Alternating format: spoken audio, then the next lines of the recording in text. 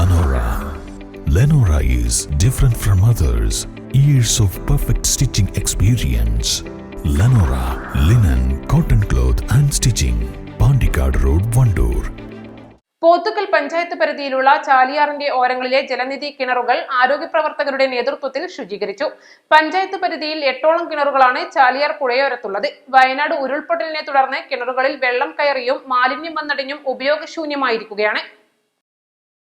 പഞ്ചായത്തിലെ നിരവധി വാർഡുകളിലെ നൂറുകണക്കിന് കുടുംബങ്ങൾ കുടിവെള്ളത്തിനായി ആശ്രയിക്കുന്നത് ചാലിയാർ പുഴയോരത്തെ വിവിധ കുടിവെള്ള പദ്ധതികളെയാണ്.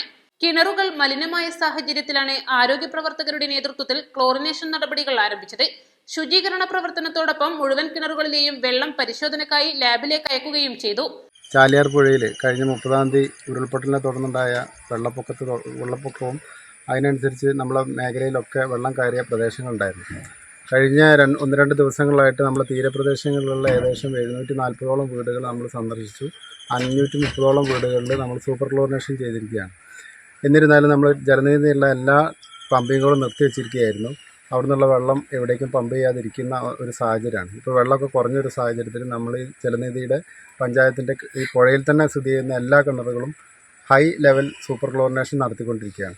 അതിനൊപ്പം തന്നെ നമ്മൾ ഇതിൻ്റെ വെള്ളം സാമ്പിൾ എടുത്തിട്ടുമുണ്ട്. ഇത് വാട്ടർ അതോറിറ്റിക്കും നമ്മളെ മെഡിക്കൽ കോളേജിലെ ലാബിലേക്ക് അയച്ച് അതിൻ്റെ റിസൾട്ട് കിട്ടുന്ന മുറയ്ക്കാണ് നമ്മളിതിനുള്ള പെർമിഷൻ കൊടുക്കുക. അപ്പോൾ ഇതിൽ നമ്മളെല്ലാ ജനങ്ങളോടും പറയാനുള്ളത്, വെള്ളത്തിൻ്റെ കണ്ടാമിനേഷൻ ആയതുകൊണ്ട് സൂപ്പർ ക്ലോറിനേഷനിൽ കുറച്ച് ബുദ്ധിമുട്ടുണ്ടായിരിക്കും. എന്നിരുന്നാലും എല്ലാ ആളുകളും അതിനോട് സഹകരിക്കണം. നമ്മൾ റിപ്പീറ്റ് ക്ലോറിനേഷനാണ് നമ്മളോട് നിർദ്ദേശിച്ചിട്ടുള്ളത്.